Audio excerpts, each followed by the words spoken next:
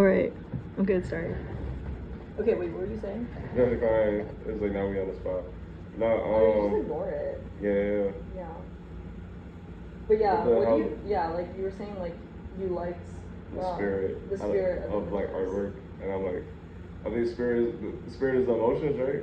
Like Yeah. the emotions, and it's like the context that you see the work, or what time in your life when you see it. Yeah. And I think about some of the biggest artists. I'm like the one that, yo, we need to let Basquiat die. Really? I still enjoy Basquiat. I enjoy Basquiat, but I think part of the mythos of Basquiat is like him being the superstar, right? Yeah, dating Madonna, hanging out with all the superstars, and then all the celebrities, and I'm like, maybe that's why people gravitate towards the work is more than just the work. Is just like the essence. But you don't idea of them. feel that his paintings have like that spirit, or I don't know. I think it does. I think it does. But I think people are more concerned about the other thing than the paintings themselves. But I mean, that's like everybody, right? the stardom. Right. You go to a show, sometimes people are not even looking at the work. It's just like you're just there to be there. Especially like we're in the spring, like Art Week, Yeah. Art and Fashion Week, or like all the like fashion guys that come. Or like support the homies and stuff like that. But that's also part of like the mythology of art as well, like having like context about the artist and like their journey and their spirit and like all of that embedded in the artwork too. I feel like all the new artwork, I feel like it's become more context than the visual stuff. Yeah. Cause like folks are just like, I've been hearing it a lot. You heard it a lot. Like, yo, we're bored with the figure. What else? Yeah. Like, what else is there? I do think that like what Vaughn said was something that kind of I've been thinking about it. Like I don't necessarily think that it's like true in my case. Like I don't feel like okay. So what Vaughn said was that having so much access to imagery, having AI, having these platforms like Instagram and Pinterest, like where it kind of like dilutes the visual imagery that we're exposed to. We're overstimulated and it devalues art, or like it devalues visual art. And yeah, so but then I guess that's not like a contemporary art issue. I feel like it's like a media issue right now. So movies and TVs, like everyone's on it for like 2 seconds and like it's on to the next thing, it's on to the next, which is not sustainable. It's not sustainable model. Yeah. It could go, it could go either way to where this is just the new normal, or like folks actually start to value like taking their time and looking at shit. But it's come to the point it's starting to fuck me up a little bit. Where like I show someone my Instagram. Oh no, you were there. When we went to that after party, where like jumped in the after party. You know the old guy? Oh, he took his time to like look at my Instagram, like really look at each piece. He looked at my pieces too. Like really intimately. I don't know why that bothered me at first. Like at first I was like, damn, why are you taking so long? Well, it's like you feel very seen when somebody looks at your work in front of you. It's like that's fine, but usually people are just like, oh, this is cool. Yeah. But he was just like, it was real slow. I like that. I didn't like it at first because I'm not used to it. Yeah. I'm like, oh, that's what we're doing, like on a bigger scale. Yeah. That's crazy. It's like we're doing that with everything, where we're not even really like, folks are just going from one to the other. And our brains are not even built to like do this either. Well, I mean, he's also somebody that's looked at art for a really long time. And most people don't look at art in the same way. They look at it and they look at an image and they just are able to automatically decide if it's something that is like within their aesthetic like framework or not. But I think that like with people who are really interested in fine art, like you're trying to find something else. You're trying to find like the artist's meaning in all of this, and like how are they approaching imagery, or how are they approaching artwork differently from other people? Like what's the I don't know if the grand majority is doing that. That's the thing. No, they're not. Like it's not even I mean, fine art is like it's something that's required, but it seems to be the least respected right now. Fine art? Yeah, just the arts, like painting or like visual arts right now. Physical medium? Yeah. Both physical, digital. You know, people be like, yo, design this logo for like $50, right? And it's like,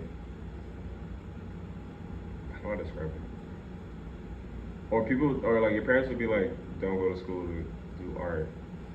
not knowing that everything they're doing is like made from art. That makes sense.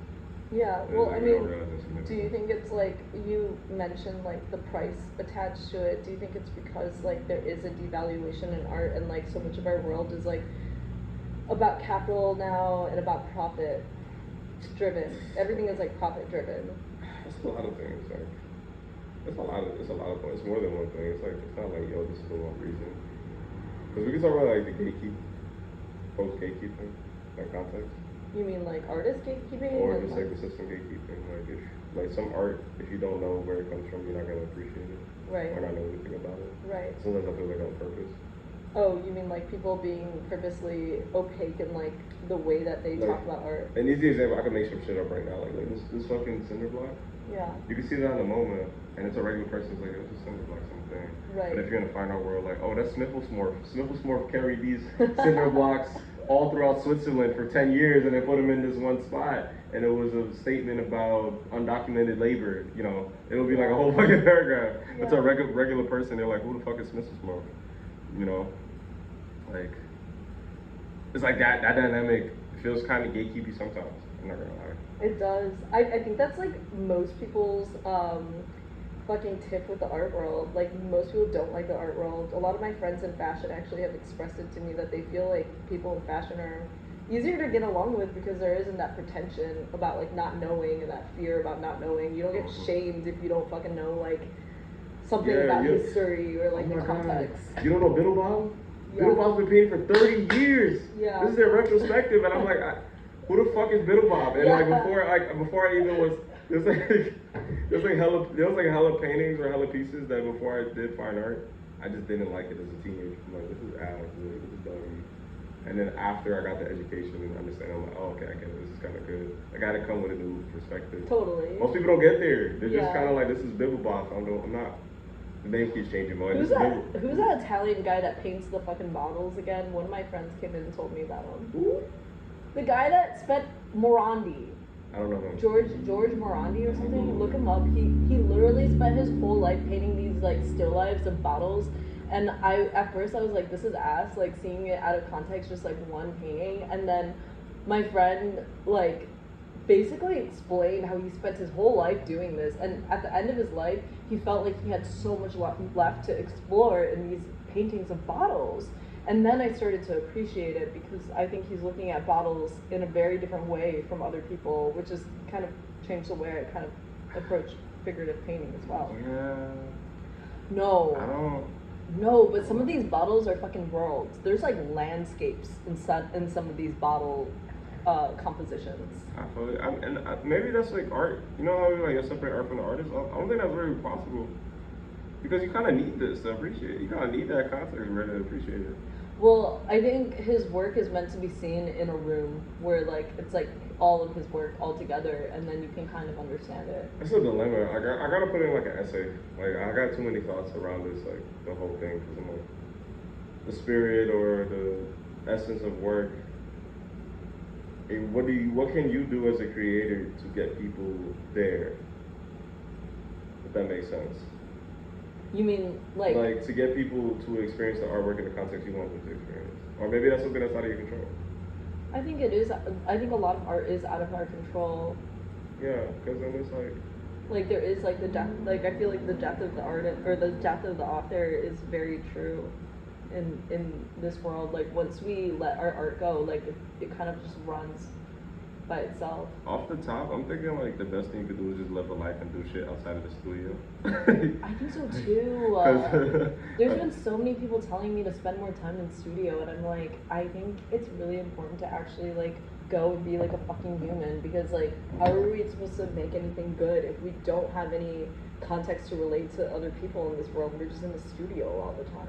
Yeah, it's a balance thing, and it's like also like what you see. I got most of my inspiration outside of the studio. I think so like, too. Talking to people or just living life, feeling yourself. Yeah, it's like was it a black swan? You know, it's like a black swan situation. You can't make art about art. No, like, it's also like a intimate relationship. I'm saying. Like if you have a partner, a long-term partner, you're not gonna spend every fucking waking moment of your life with them. Like in order to like develop a healthy relationship and grow a healthy relationship, you guys have to have like your own separate experiences. Sometimes I think that sometimes it facilitates like a breakup. Sometimes with people where it's like, dog, I've been here like in the same place all this time, and you start getting anxious about it. Like let's say someone's like been with someone for like 15 years or 10 years, and it's like, you're like all I know. Who am I outside of this?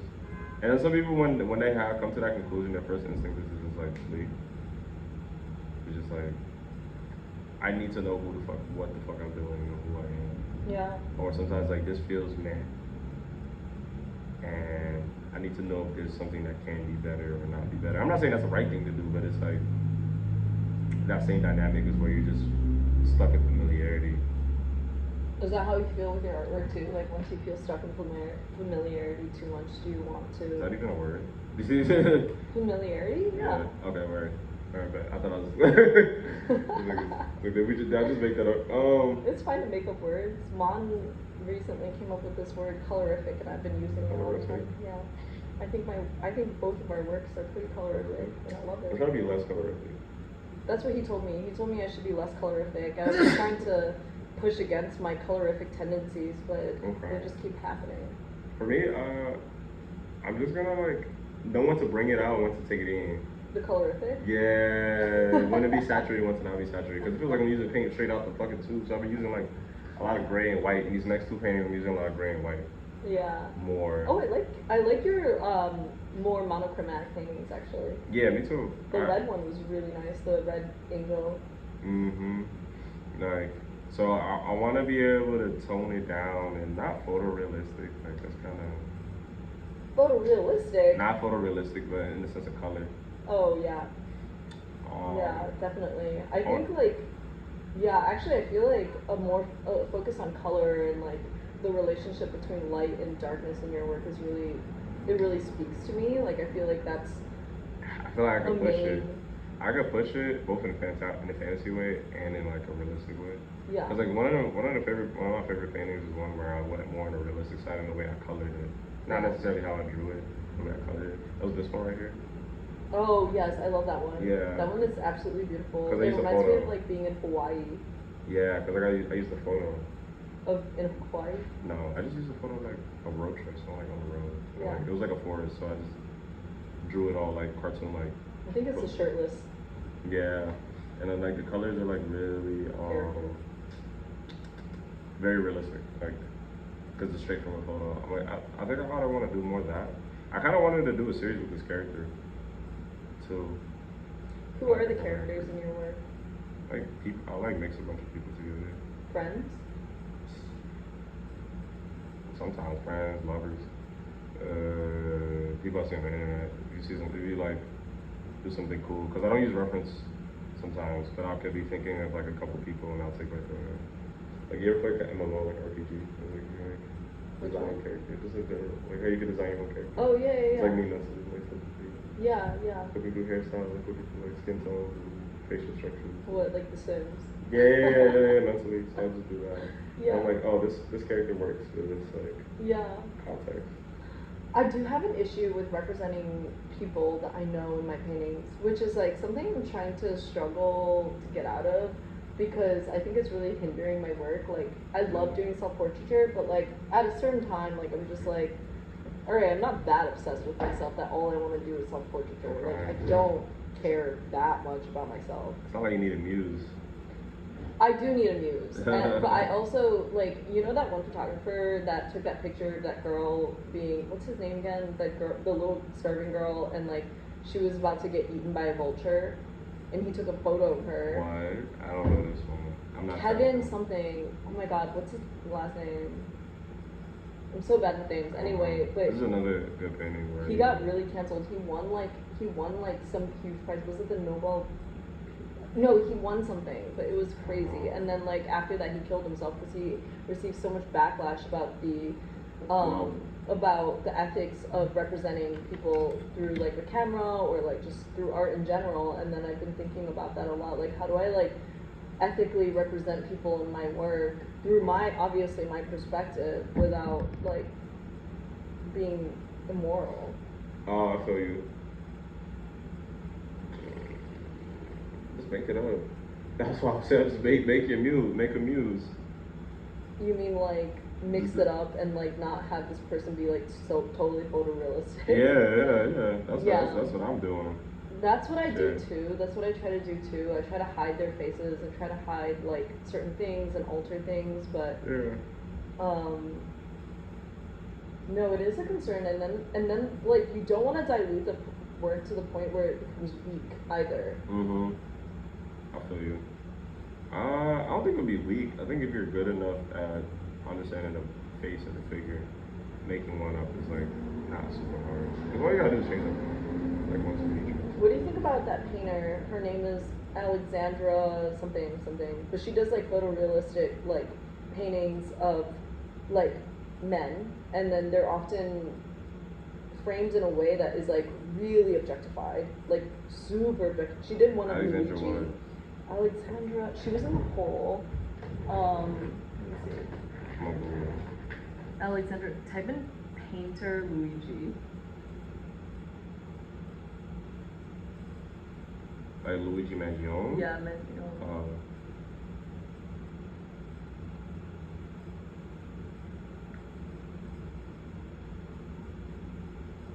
Any of these speak out?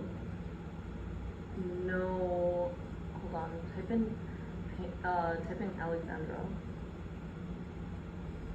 It's like Instagram. Yeah. I'm thinking of this one. Type in Instagram. It's so hard. There's too many images now. No, it's like he's like giving her head in the painting. It's fucking insane. Yeah, it's just a painting of his face, and then he's in between her legs. Okay. Yeah, it's really insane. I don't like that. I don't like it either, and like, but I think that she's like a good example of somebody that uses other people in a really bold way that becomes really controversial. She makes a lot of controversial work. But she's pretty famous. Like she showed at the Hole like recently. No, a few months ago. Maybe I found them on the Hole's Instagram. And then she's shown at like Sarah's Worldwide, I think. I don't know where else. Did she show at Sarah's? I don't know. Okay, I lost my credit card today. I'm like, gotta find it. I never lose them. I just lost my credit card. I don't want to order the one. That's annoying. At the Hole. When you're in London, do you want to make, like, what kind of breakthroughs are you looking forward to making in your work?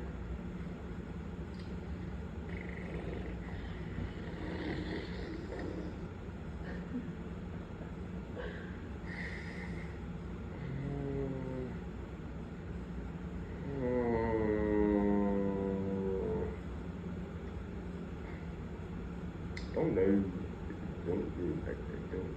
It's probably a good place to be, not knowing. I do know I have a lot of thoughts in this brain.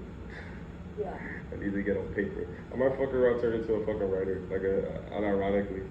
Do you ever like look at artwork and you're like, I could be doing that? Like I literally could be doing that, and I love that. That's so good. But there's like a resistance to start. No. But I understand that feeling. I think of like more, or you mean like more or less like the type of work they're making, like like this is a sculpture. There's like elements that they're doing, and they're utilizing their work, and you're like, I could be doing that. No. I do. I think that's a fair emotion. I think that's common too. I think the only thing I would think about is like, let's see certain genre of work. Like, is this it? Is this it? No, here, let me type it in. I'm probably following her. Oh, I don't think I follow her. Wait, okay. It's not gallery. Dude, there's so many of these, like, it's, like, these... Alexandra Rubinstein. Oh my gosh, she's been doing eagles too? Bro, I feel like everyone's doing eagles now. Because, like, everyone's thinking about the state and the nation, and I've been looking at Kubrick too. This is the one I saw at the Hole. Oh, I think I've seen that work before. I don't think I like this. I hate this shit. I mean, I'm not cool with like. Oh, yeah, it's kind of nice. It's kind of most. It's kind of good thing. It's oil.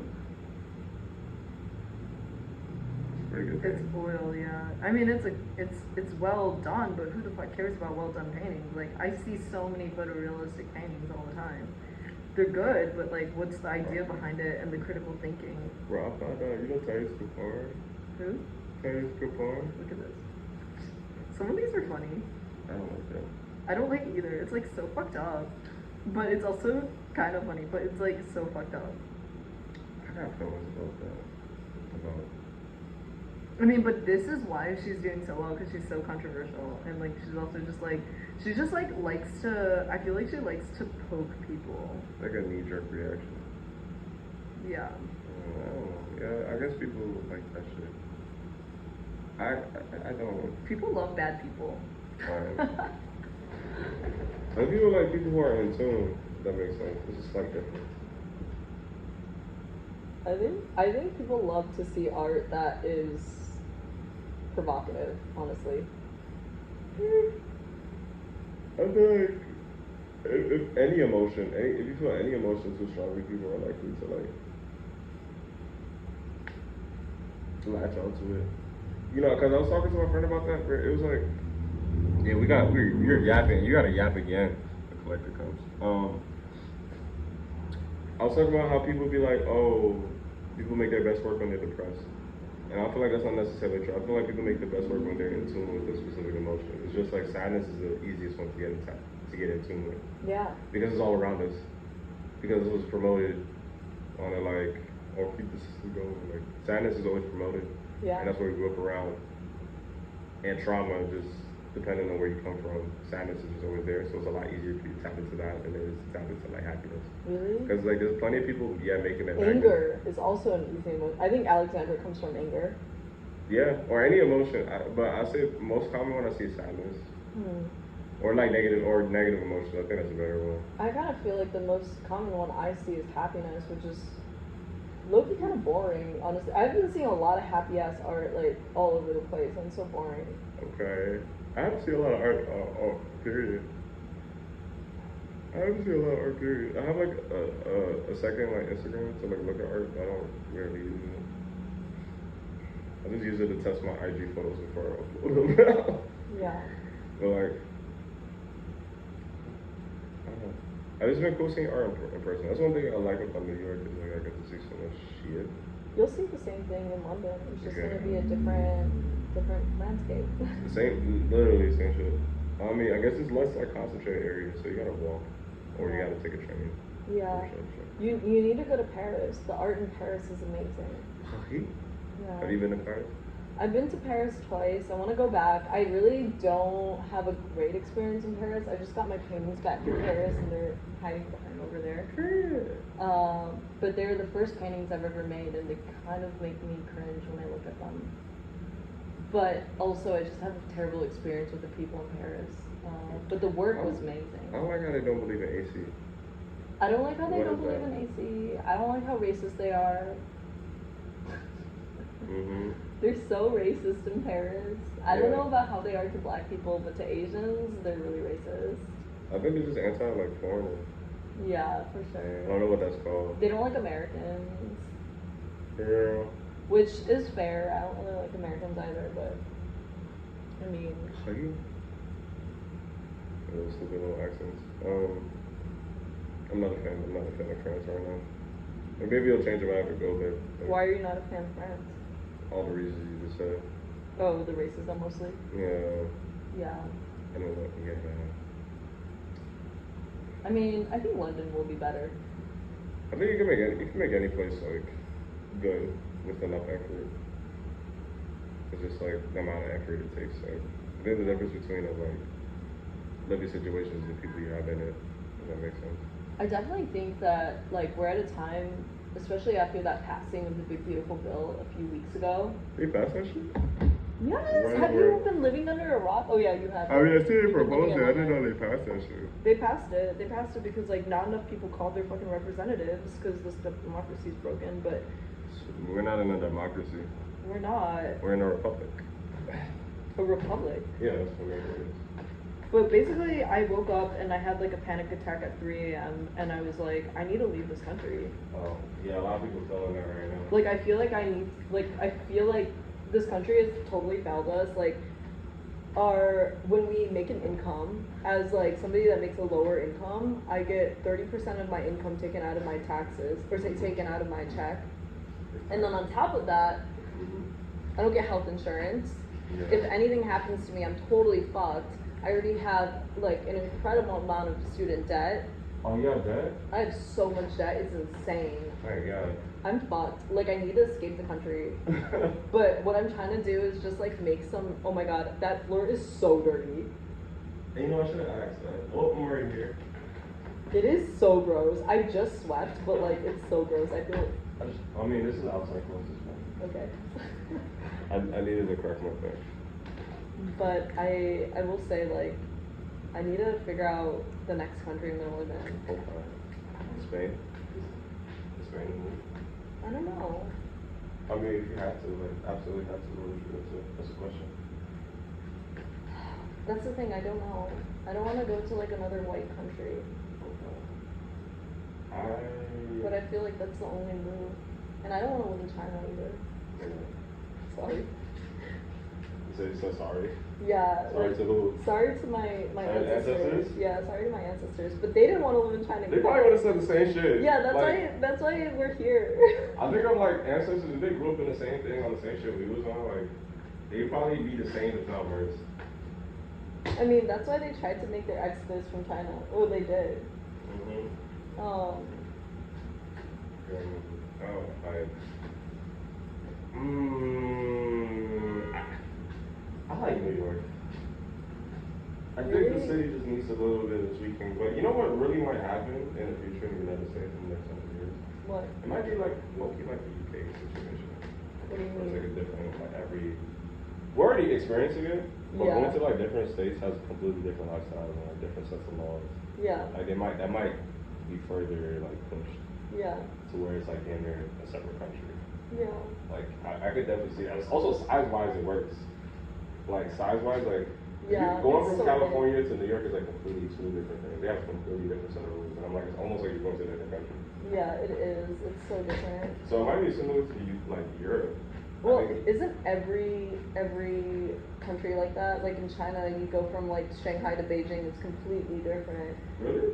Yeah, Shanghai and Beijing are completely different in terms of like their culture, the way that the city is like designed, and then like Hong Kong obviously is completely different culturally, idea-wise, and then all the small cities are completely different too. Alright. But this video.